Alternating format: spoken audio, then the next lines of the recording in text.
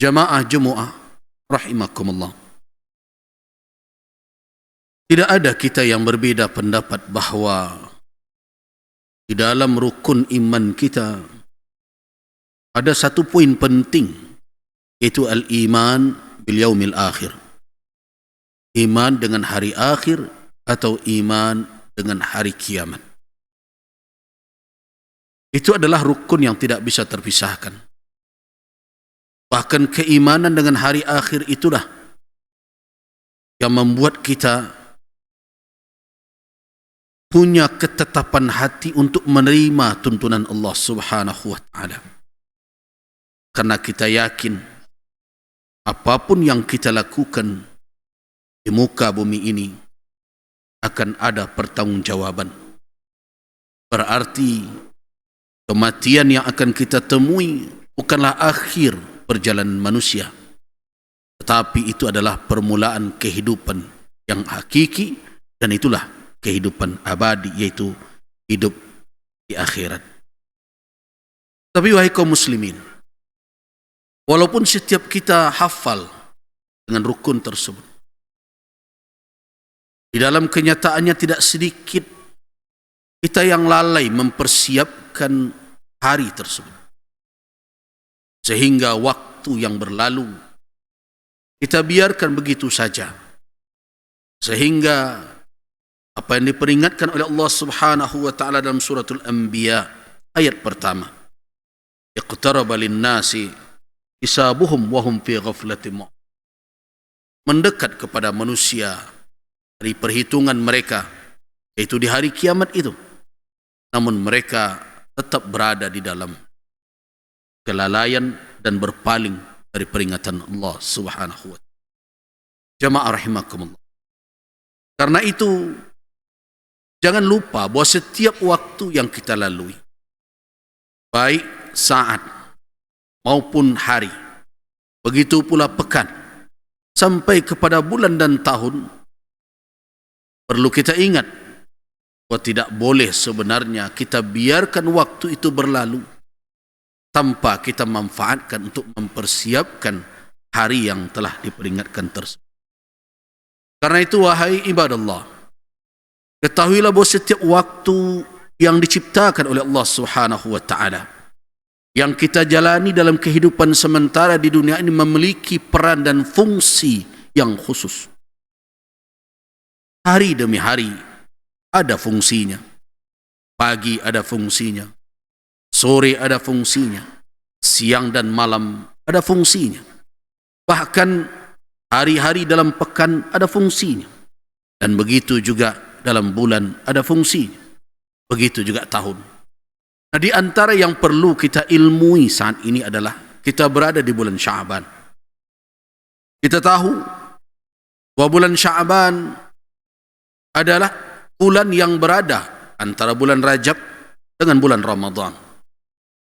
Di dalam hadis Usamah bin Zaid bin Harisah, Usamah bin Zaid bin Harisah meriwayatkan Nabi SAW dia tanyakan, ya Rasulullah, lam araka tasumu syahran min asy-syuhur ma tasumu min Sya'ban.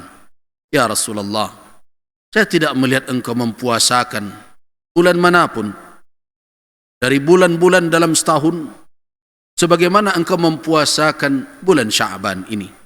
Tentu yang dimaksud adalah bulan Ramadan. Karena bulan Ramadan adalah bulan kaum muslimin melaksanakan puasa wajibnya atau fardunya. Artinya selain Ramadan, sama berkata bahwa dia tidak melihat Rasulullah mempuasakan bulan-bulan lain seperti mempuasakan bulan Sya'ban ini.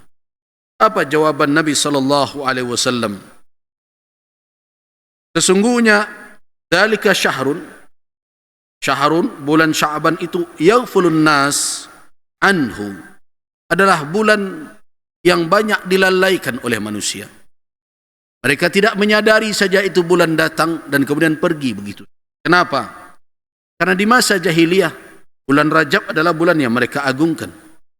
Dan di dalam syariat Islam benar bulan Rajab adalah salah satu bulan haram. Kalau kita membaca surat At-Taubah, inna iddatasy syuhur 'indallah Sesungguhnya bilangan bulan di sisi Allah isna asyara syahran yauma khalaqallahu samawati wal ard. Sesungguhnya bilangan bulan 12 di hari Allah yauma khalaqas samawati wal ard. Allah menciptakan langit dan bumi. Wa arba'atun dan 4 dari bulan itu adalah bulan haram. Bulan haram itu adalah salah satu mutataliyat, 3 berurutan, yaitu Dzulqa'dah, Dzulhijjah dan Muharram, wa Rajab dan bulan Rajab. Bulan Rajab adalah bulan yang diagungkan pula oleh orang jahiliyah. Karena itu mereka berkorban berbagai macam, mereka sebut Rajabiyah dan berbagai macam, apalagi adalah kabilah Mudar. Karena itu ma'ruf, Rajab disebut dengan Rajab Mudar. Orang ingat dengan bulan Rajab. Dan kita juga sering membicarakan bulan Rajab sebagai salah satu bulan haram. Ramadan adalah bulan puasanya kaum muslimin. Nah, ada bulan antara itu, kata Nabi, baina Rajab wa Ramadan syahrun yaghfulu an-nas, manusia lalai dalam bulan itu. Atau dalam riwayat lain aktsarun nas, kebanyakan manusia tidak ingat atau tidak mempedulikan datangnya bulan itu. Padahal kata Nabi SAW, huwa syahrun, bulan Sya'ban yang berada antara Rajab dan Ramadan, yaitu bulan Sya'ban yang dilalaikan oleh manusia itu adalah syahrun turfa'u fihi al-a'mal, diangkat amal ilallah jalla wa'ala, diangkat amal kepada Allah subhanahu wa ta'ala di bulan Sya'ban, dan kita sekarang sedang berada di bulan itu.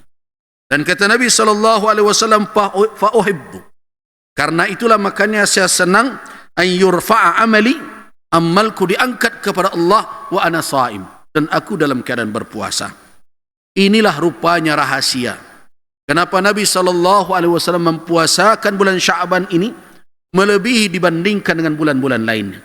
Sehingga sahabat menjadi heran, araka, saya lihat engkau, lam araka, saya tidak melihat engkau, tasum, mempuasakan satu bulan dibandingkan bulan-bulan lain, kama tasum, sebagaimana engkau mempuasakan bulan Sya'ban ya Rasulullah.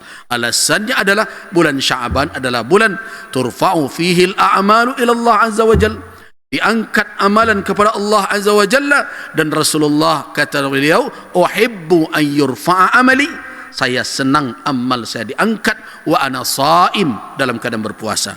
Sebenarnya alasan ini juga ada pada puasa hari Kamis misalnya. Kenapa?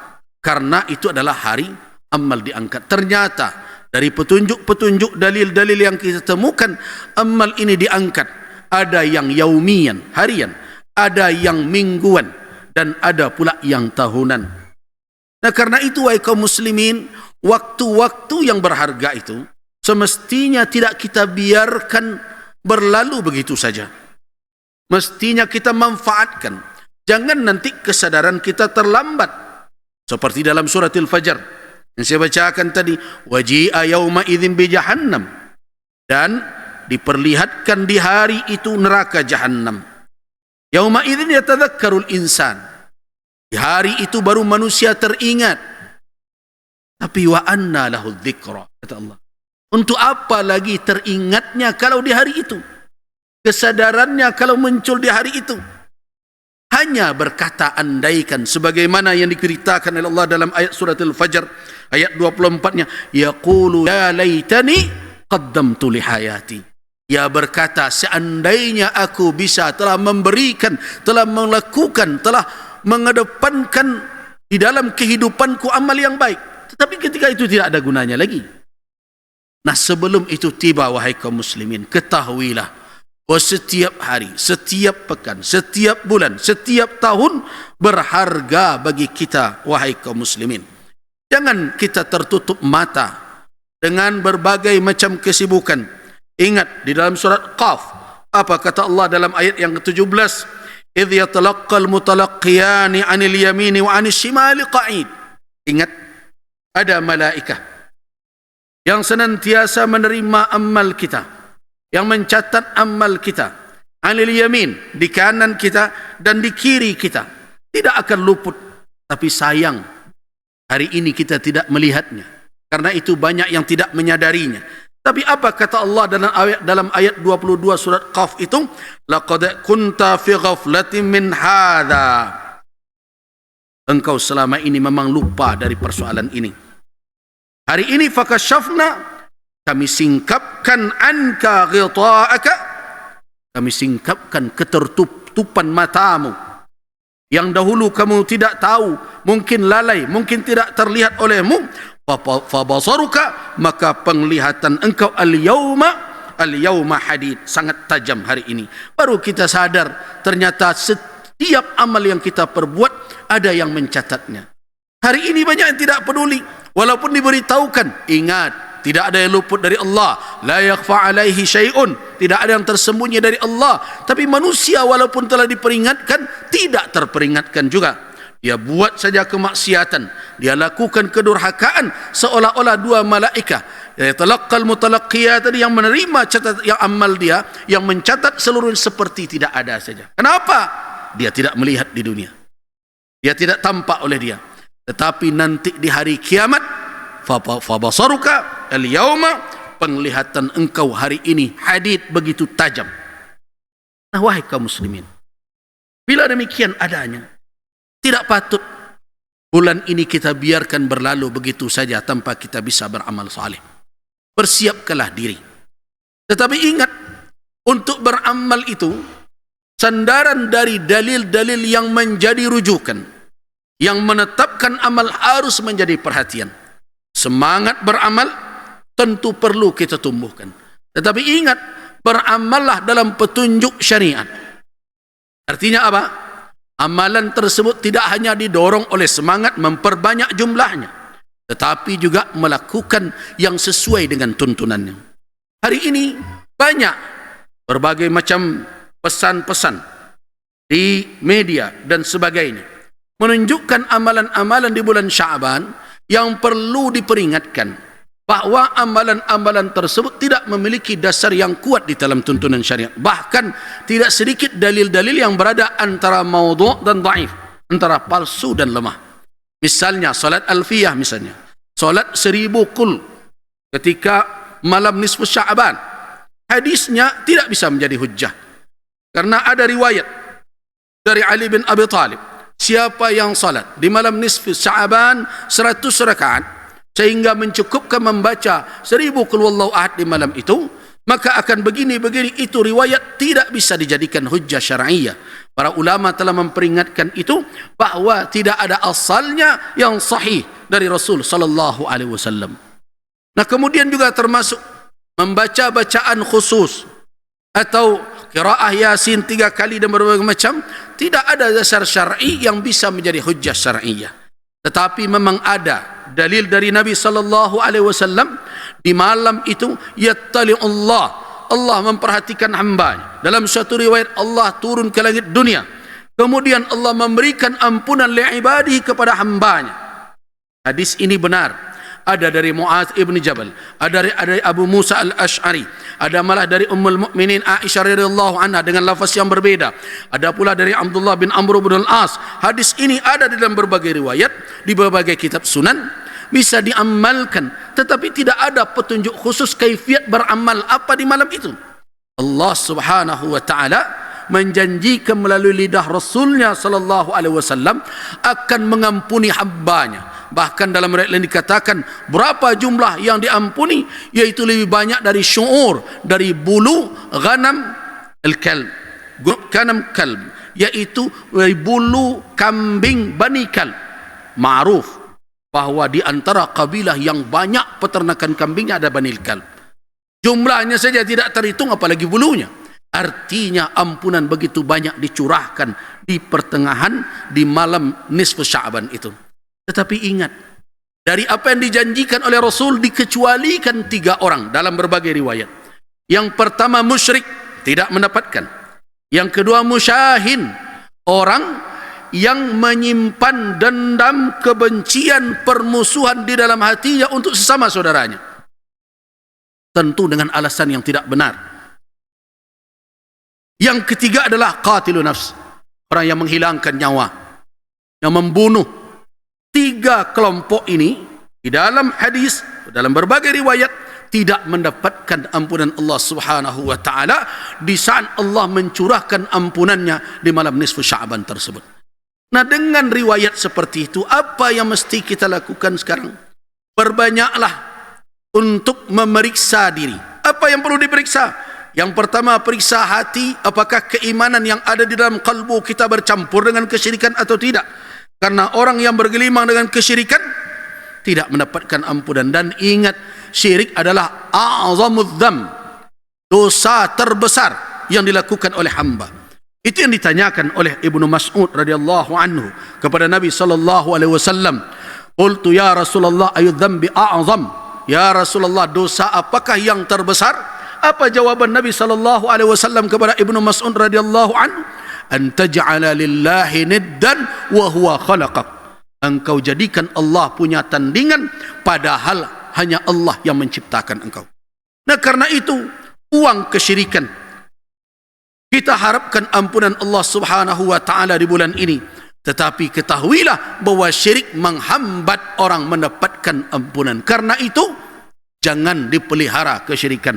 Bersihkan tauhid dari segala noda-noda syirik, khurafat dan lain-lain. Yang kedua adalah syahna, kebencian, dendam, sakit hati berbagai macam kepada sesama kita kaum muslimin dengan alasan yang tidak jelas, apalagi dengan alasan yang batil, yang tidak sepatutnya kita membencinya. Kadang hanya karena perebutan dunia dan berbagai macam, atau hanya karena iri, karena dengki berbagai macam. Singkirkan itu dari dalam kalbu. Kenapa? Karena itu akan menghalang kita untuk mendapatkan maghfirah Allah Subhanahu wa taala. Dan yang ketiga adalah qatlu nafsin. Ingat, nyawa bukanlah bisa sesuatu yang bisa kita berikan, yang kita hilangkan kemudian kita datangkan. Tidak ada kemampuan manusia tentang itu. Kalau kamu tidak bisa mendatangkannya, tidak ada hak kamu untuk menghilangkannya. Karena itu jangan sembarangan. Hari ini begitu ringan saja tangan orang menghilangkan nyawa orang lain. Kadang hanya karena perebutan rezeki berbagai macam, hanya perebutan ini dan itu, hanya secuil kesenangan dunia, main tusuk, main bunuh dan berbagai macam, karena memperturutkan syahwat. Lihatlah tingkat kejahatan hari ini yang membuat kita ngeri. Orang bisa dipotong, orang bisa dikubur hidup-hidup hari ini. Begitu ringannya orang memandang nyawa. Nah, orang yang seperti ini tidak mendapatkan ampunan dari Allah Subhanahu wa taala di malam nisfu Sya'ban tersebut. Nah, tiga inilah yang kita temukan ada riwayat. Dan puasa Sya'ban dianjurkan oleh Nabi sallallahu alaihi wasallam untuk diperbanyak. Apakah ada larangan setelah nisfu Sya'ban kemudian berpuasa? Ada riwayat yang mengatakan setelah masuk bulan nisfu Sya'ban jangan berpuasa sampai masuk Ramadan. Tetapi riwayat itu mungkar. Karena itu tidak ada larangan untuk mempuasakannya.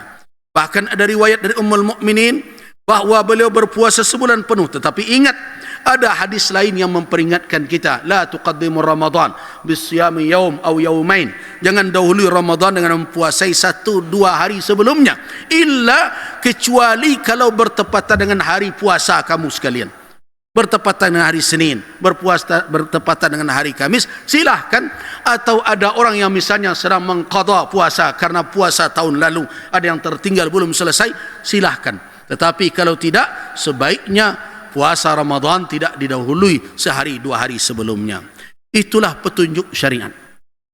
Karena itu haraplah beramal sesuai dengan tuntunan tersebut. Barakallahu lakum fil Qur'anil Karim wa nafa'ani wa iyyakum ma fihi minal ayati dzikril hakim. Aqulu qawli hadza wa astaghfirullah lakum.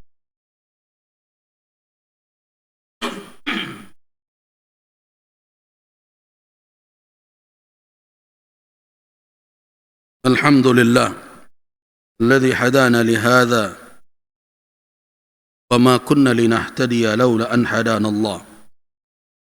Asyhadu an la ilaha illallah, asyhadu anna Muhammadar Rasulullah. Allahumma salli wa sallim ala abdika wa rasulika wa habibika Muhammadin wa ala alihi wa ashabihi ajma'in, amma ba'du. Ibadallah, qala Allah tabaraka wa ta'ala fi kitabihil karim, bismillahirrahmanirrahim, iqtaraba linnasi hisabuhum wa hum fi ghaflatin mu'ridun. ما يأتيهم من ذكر من ربهم محدث إلا استمعوه وهم يلعبون. صدق الله العظيم. kaum muslimin, ketika kaum musyrikin Makkah menerima atau mendengarkan petunjuk yang dibawa oleh Nabi berupa wahyu dari Allah Subhanahu wa taala, apa reaksi yang muncul dari mereka? Istama'u wa hum yal'abun. Di dalam suratul Anbiya dijelaskan perangai mereka. Istama'u, mereka dengarkan, namun mereka yal'abun, bermain-main. Hari ini peringatan itu tidak sedikit atau tidak jarang, berarti sering kita lihat di dalam kenyataan. Walaupun yang diberikan nasihat dengan ayat itu adalah kaum muslimin. Kalau dahulu kaum musyrikin, mereka dengarkan juga, dan mereka bermain-main, bahkan mereka memperolok-olok.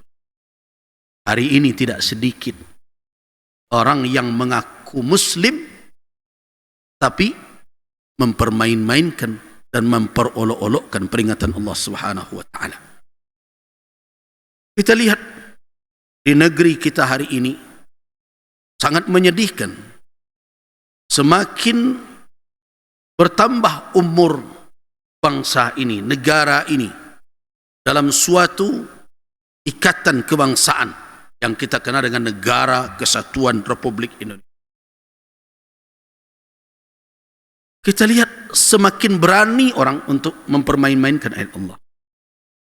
Semakin berani orang untuk mengacaukan ajaran-ajaran yang telah berlandaskan kepada petunjuk agama kita.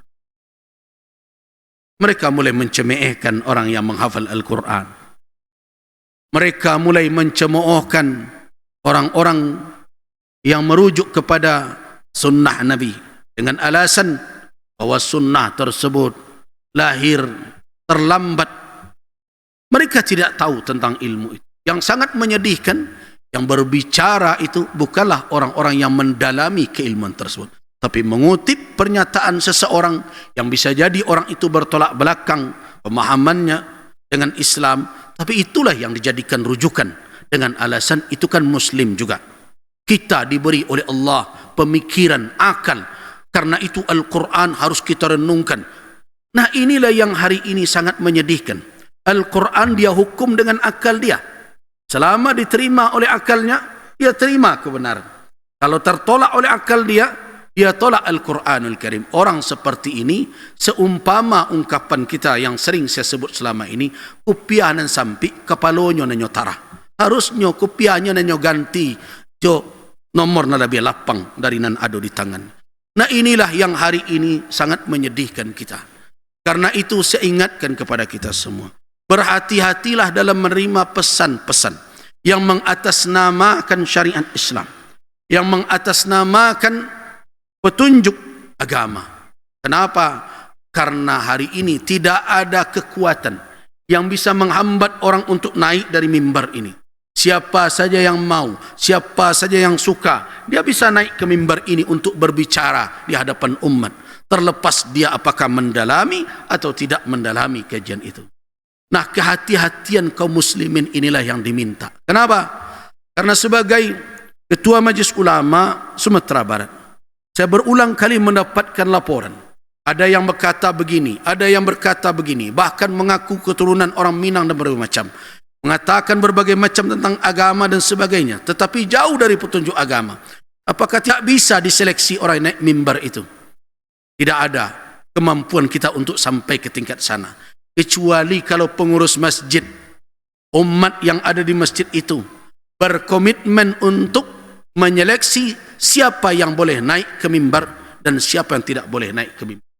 Ini kita khawatirkan. Kenapa ini saya ingatkan? Karena mimbar ini sebenarnya wahai kaum muslim punya hebah, punya wibawa yang tidak sama dengan tempat lain ketika orang berbicara, podium dan sebagainya. Kenapa? Ingat ketika Rasulullah SAW telah wafat, siapa yang menggantikannya?